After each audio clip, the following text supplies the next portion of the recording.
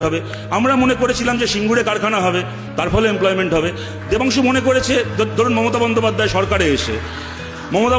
সরকারে এসে কার্ল মার্কসের জীবনীকে পশ্চিমবাংলার পাঠ্য থেকে সরিয়েছিলেন, তার বদলে বেচারাম মান্নার জীবনীকে ঢুকিয়েছিলেন, মনে করেছেন ভালো হবে। এর ফলে হতেই পারে।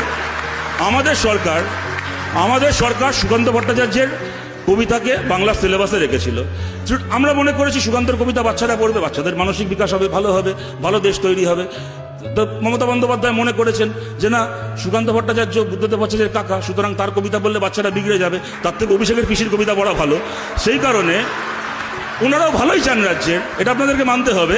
যে কারণে সুকান্ত ভট্টাচার্যের কবিতাকে সিলেবাস থেকে বাদ দিয়ে মমতা ব্যানার্জির 19টা বই সরকারি লাইব্রেরিতে ঢুকিয়েছেন। বাচ্চারা পড়ছে এখন, মা ডাকে হাম্বা, গরু ডাকে বুম্বা, হরে করো কম্বা, বাচ্চাদের ভালো হচ্ছে।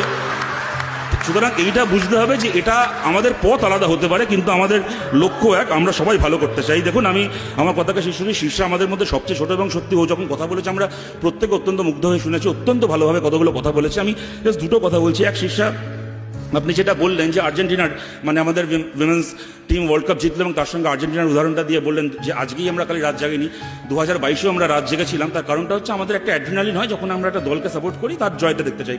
কথাটা একদম ঠিক। আমি আপনাকে বলছি শীর্ষা, আমরাই ধরুন, আমি একদম জ্ঞান হওয়ার পর থেকে আর্জেন্টিনার সমর্থক। আমি মারাদোনা থেকে শুরু করে আজকের মেসি, মাঝে বাতিস্তা, আমি পাগলের মতো আর্জেন্টিনার সমর্থক।